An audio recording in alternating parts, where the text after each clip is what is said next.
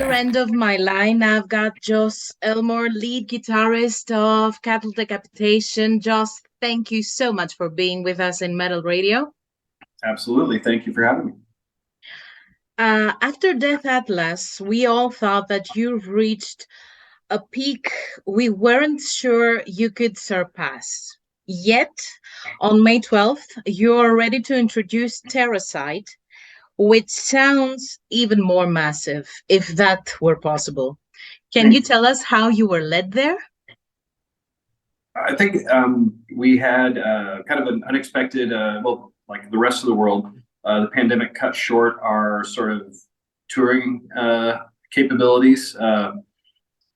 Death Atlas came out at the end of November 2019, and of course, we had all these grand plans of we're going to do tour as much as possible, hit as many territories as possible, festivals, all that stuff. And then March of 2020, everyone shut down, so we kind of had to sort of rethink our scheduling because we, of course, as soon as pandemic started, everyone's like, oh, we'll be back on, maybe July, August, we'll be back to it. And of course, we're sitting here in June going, well, this isn't going to end anytime soon. So we really had to go, okay, well, do we want to start writing? Because it's like at that point in time, you're kind of going like, oh, we just get, we got out of the studio, which at that point it was, it'd be almost a year, but still it feels really fresh. So it's like, we just got out of the studio. We only got one US tour done and some international stuff. So we decided like, well, let's just casually start getting into writing. We don't have to really go super hardcore schedule.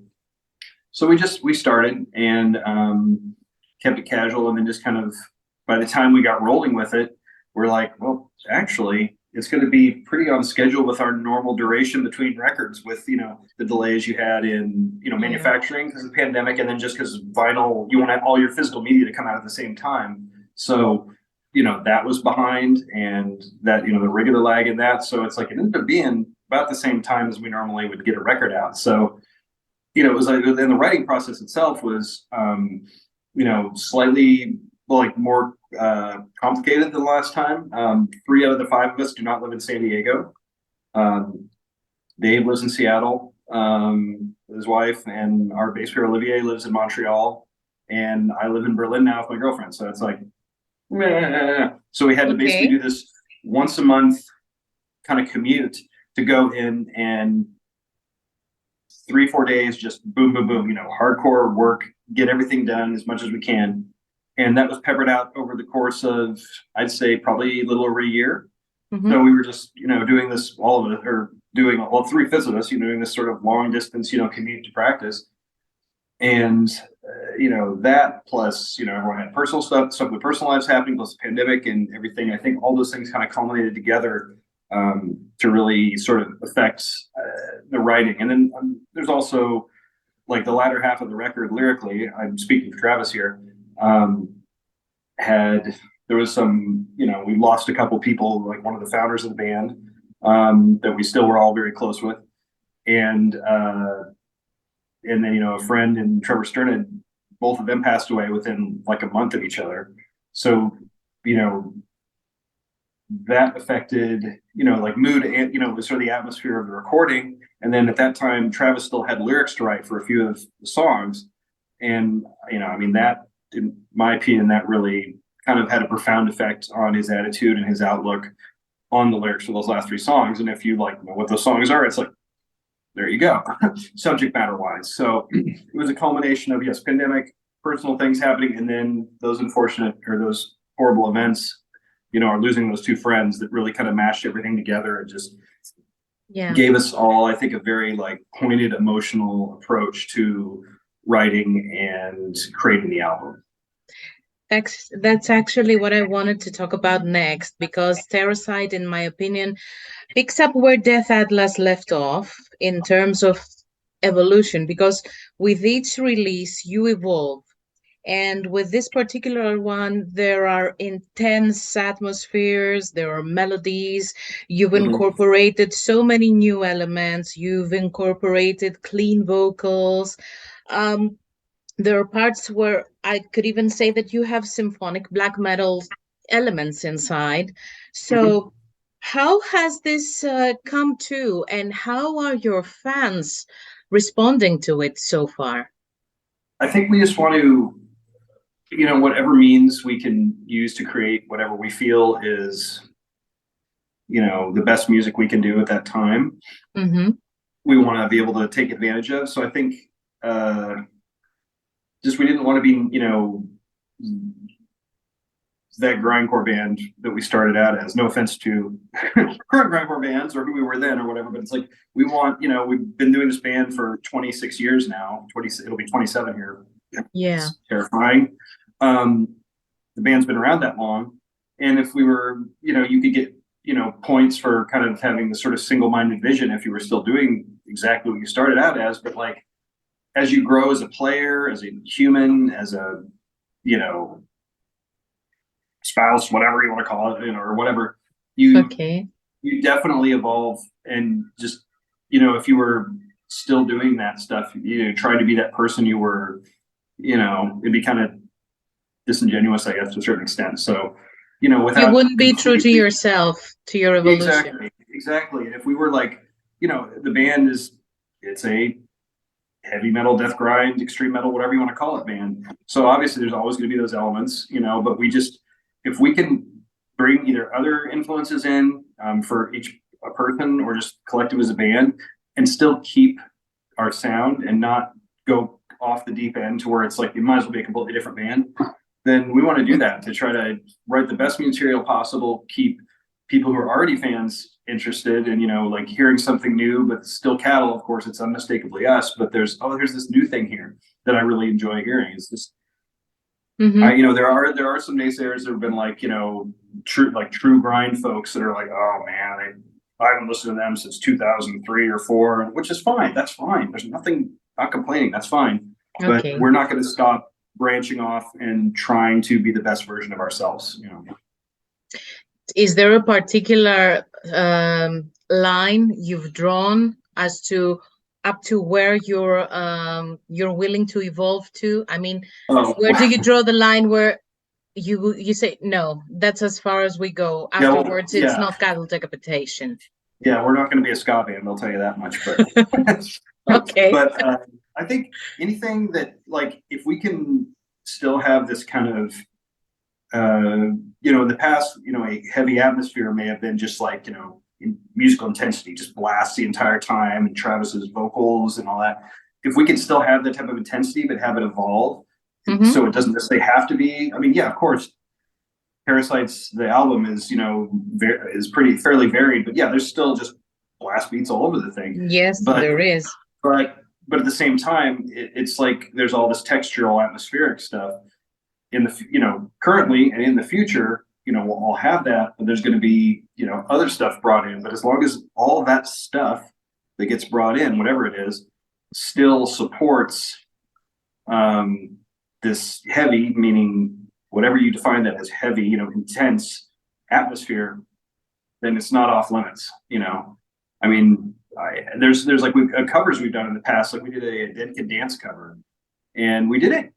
I mean, not super orthodox to what the original, but I mean, it's like if you're hearing it, you're not going to misinterpret what the song is. I know some bands do covers and they change it, like, oh, we're going to do a metal version of some song. Let's just do it with blast beats and double bass. It's like, well, that's stupid, So we just did it fairly faithfully, but there was heavier guitar in it, So it's like if you hear stuff like that, that's extremely, even the Dead Kid Dance, the original version, extremely heavy song atmospherically.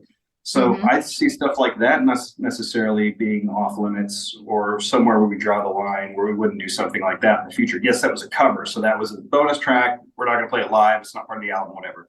But something that pokes into that territory, I don't see that being off limits. I mean, you're just keeping yourself interested, and just to be able to, I don't say grow, but just expand like that.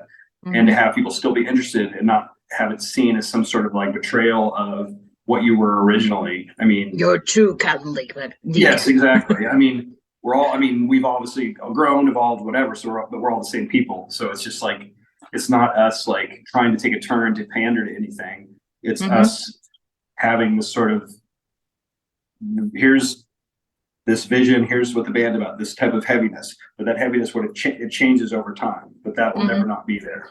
It's I just, see. you know, changing flavors here and there just to keep it very.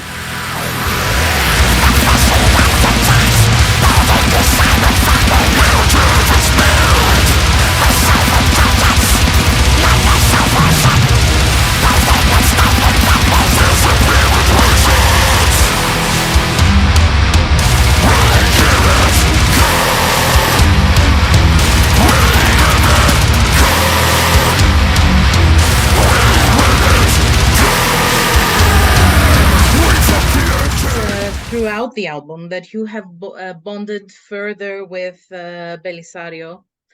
And does he contribute to the creative ideas? Yeah. How is your process? Yes, he does. It's right now it's mostly myself, Dave McGraw, and Bell that writes the music. Ollie, like he does more of his, since he's in Montreal, and it's like with his work visa and coming in out of the US, it gets complicated. But you know, he'll contribute stuff on the spot when we're recording. He'll come up with these bass lines and, you know, have all these ideas. So a lot of his writing is more on the spot. But the rest of us, we, you know, send stuff back and forth, whether they're riffs or parts or ideas. And then, like, we did the commute, we all work in person. So it's always been this way with the band, where there's, you know, very differing ideas of you know, what a certain song is going to be. So there's always this push pull of creativity going on. But you know, like Dave listens to, like, you know, his era of metal or whatever he appreciates is a certain time and a certain style, and Bell's is one and mine's one, and where those things meet in the middle and kind of fight it out is where the songs end up, you know. So and they all come together. Yeah, and it's one of those things that if we all were on the same page, it probably wouldn't be what it is, because, you know, a lot of what comes out, what the final result of the songs are, is a lot of us butting our heads over what we think the proper direction is. So it's not this person wins because their idea got picked. It's just like, you know, basically breaking each other down emotionally. And then, you know, here's this thing. So it's, I don't know, like, if you're familiar with like people who are familiar with us individually as players, you could be like, oh, that's totally a Dave part, or oh, that's a Josh part or a Bell part or whatever. You could hear it, but coming together, it's the band, and it's like this whole entity. So, you know, it's a necessary, I don't say necessary evil, but it's a necessary thing to have that tension creatively. Okay. I don't think if it was that easy and everyone got along like that, then the material wouldn't be what it is. I don't believe. So with any bands, regardless if it's us or not. The closing song, Just Another Body, is pretty dark. I'd say it's mournful, and it's soul stirring. You wrote it about Gabe and Trevor. Is it easy exposing such emotional trauma through creation? And tell me your thoughts on it. I think, I mean, I know that was Travis's, like, the music itself we wrote, I think we were actually in the midst of writing the song when we found out about Gabe. Trevor was later, but that affected more of like the lyrical content, in addition to Gabe. But yeah, I mean, that song, like, it definitely, you know, because it was like everything came together. No, I mean, the song was written before the studio. We didn't put it together in the studio, but when we got in there, that mood and everyone's sort of feelings, we just really kind of were like, okay, we want to. Here's the guts. Here's everything, you know. So like in my case, like all those layers, the EBO layers, all that sonorous sounding kind of bowed stuff. I mean, I just layered a ton of that on, you know, within reason. I didn't want to overstep anything else in the song. But like, we just wanted to make that just huge and impactful, and have Travis have the space to where he could have his lyrics and his patterns, vocal patterns, just express everything he wanted to. And I think it's extremely important, regardless of the mood at the time or whatever's going on in his life, if you're a musician, to be able to have that stuff, or have an outlet. If you're not putting, you know, good, bad, indifferent, whatever things from your music or from your life or whatever's happening in your life into your music, then it's like it's music is like written for people, the rest us who can't communicate productively in our regular lives, you know. So it's like if you don't have that outlet, if you don't at least, you know, whatever form that takes, put some of your personal, you know, experiences into that. It's, I don't know. It's not that it has to be a big, heavy, deep sort of statement, you know, musically. You could be, you know, a fun song or whatever, or just, you know, let's just rip this shit or whatever. But it's you got to have some sort of part of your heart being dumped into that music, whatever it is, you know, which doesn't have to mean a negative thing or like, you know, a heavy somber thing. No, but it's almost cathartic. It's my personal yes. favorite, and I feel it's deeply emotional. I feel it stirs my emotions. It's so gets so Mhm. deep, so under the surface, so Yeah. back And it was straight created to the not, bone. yeah, it was created in an environment and with an atmosphere that was exactly that. You know, it's there's nothing contrived or manufactured about the music or that his Travis's lyrics or the mood at the time. That was just like entirely real, raw, just experiencing life and you know the sort of the sad end of things, you know, at the time, you know. So it's like it's a very real, tangible thing that you can hear. Yeah. Um, I read in the press release with your album that you intend on bringing back to your live sets some songs from your past, some songs that your fans haven't heard in a while. Can you give us a hint? Maybe an album It's from which? well, that's where like the band gets into its own little sort of tussle over what's going to be played because there's always like to Travis and I, since we've been with the band for so long, we'll name songs from like, I mean, carefully chosen, not just randomly, but like name songs from like Human or Karma Bloody Karma or whatever. And then, you know, a couple other people are like, oh, I don't want to go back and learn that. So you don't even remember how to play that. I'm like, well, yeah, I'd have to go back and relearn it. But, you know, there's certain people that, you know, certain fans that want to hear that. And it's like, whenever someone came in the band, like say Dave McGraw joined in 2008, I think officially, and, you know, Ollie 2018 and Bell 2018. Well, okay, the band's been around since 96. That doesn't necessarily mean we have to play stuff from Human Jerky or Homivore, those first couple, like, you know, the 96, 97 to 2008, that stuff. But yeah, there was, you know, 12, 13 years in some cases, or almost, 3 years or something before certain, you know, members joined. So it's like there's a huge history previous to them being around or whatever. So it's like I understand people most likely want to hear the last four records, you know, maybe some Harvest Floor stuff here and there. But, you know, like what for this upcoming tour we have with Dark Funeral that starts on May 11th, I believe, in the US and Canada. That's pretty much like we're playing three news that at the time the tour starts, we'll have three singles released. We're gonna play those singles, and then we have maybe only one or two off of Death Atlas, and then everything else is you know, some albums maybe that are around 10 years old, maybe songs Okay, from you're that giving a few album. hints. Yeah, but I don't want to be super specific. I will say I really fought hard for a couple songs or a song off Karma Bloody Karma, and then, you know, one song off To Serve Man, but they did not make the cut, unfortunately.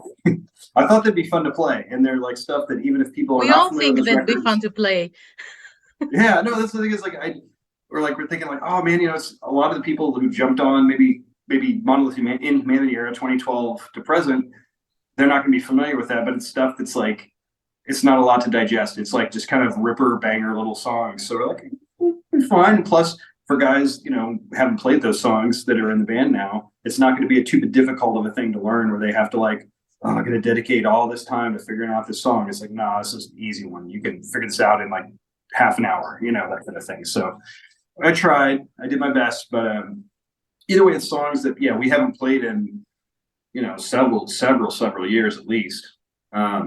So, and it's stuff that people ask for, you know. So when you're gonna when are you going to play blah, blah, blah again? You can play it in like 5 or 6 years. And, we'll get to it. Now we're getting to it. And we also have a headlining tour at the end of this year in the States. That's the time, because we're having like that headlining set length of like an hour and 10, 20 minutes or whatever, that we can really play more Terracite songs, and then also bring out a lot of songs. More songs we haven't played in a while. So hopefully I'll get my way then, but I'm, not betting on it.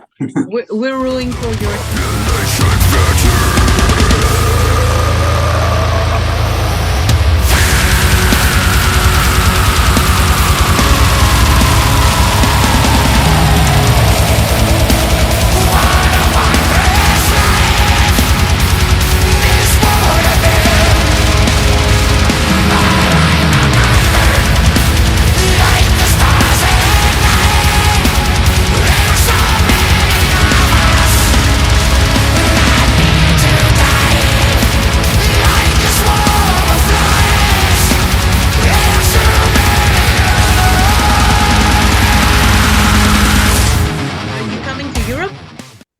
Yeah, we're planning to do that. Actually, after I get off the phone with you, I'll be on a conference call discussing that very thing. Good. But, that's great. Yeah. So yeah, we have we were over this last summer for festivals and club shows. We have a new booking agency now. So we're getting, kind of our feet wet with them, and they're working on stuff right now, probably for the beginning of next year, I'd imagine. So it'll be a full, fingers crossed for that. Yeah, no, it'll be like a full, I think it is like a full, like an actual real European tour, not like, 2 weeks and then we go. No, it's like a full month. And then I think that's this is all speculative at this point. I mean, past that, but that tour, and then hopefully that sets us up for more fest stuff in 2024, where there's, we maybe hit the front end, which is like, Hellfest and Roskilde and Grass Pop. Because we always did the back end, which is, the typical, like, Summer Breeze and Party Bach and those kind of things. Brutal Assault, which we love. We love Brutal Assault. And those fests, don't get me wrong, but maybe we haven't hit the front end fest for like 6-7 years. So maybe we should try that and see how that works. I see. Okay. And I don't want to take too much of your time. Just one last question. Sure. You're a pretty extreme band. Your artworks have been banned.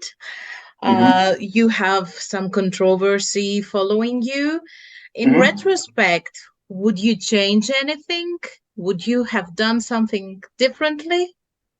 The only thing I would have done is, like in regards to the kind of the controversy element, is we had for Humanure, which came out 2004, we had a regular cover and a censored cover. Pardon me. Get off the counter. Sorry, I had to yell at the cat. We had she's trying to get into food or something. We had the regular cover and the censored cover. If I could do it again, I wouldn't put out the censored cover, just be the regular cover, like take it or leave it. But at that point in time, CDs, of course, people were actually still buying CDs at that point. And I think the main 2 outlets in the US at the time, which I think was Best Buy and FYE, maybe, I don't remember. 2 of the biggest outlets wouldn't carry it. So it's like, you're absolutely crippling yourself. But at the time, you're kind of like, it was our second album with Metal Blade. We're like, we can't, we can't cripple ourselves that badly right out of the gate. So we're like, well, what can we do to have this in stores? Well, you can take the cow shitting out a human off the cover. How about that? So it ended up just being this landscape, the backdrop and everything, which, I mean, at the time, if like we didn't know like we did now, it's like, well, it's not like that record was selling a shit ton of copies anyway. So we just kind of, we did that at the time, thinking we were going to make a big change. And now, of course, people don't buy physical media as much.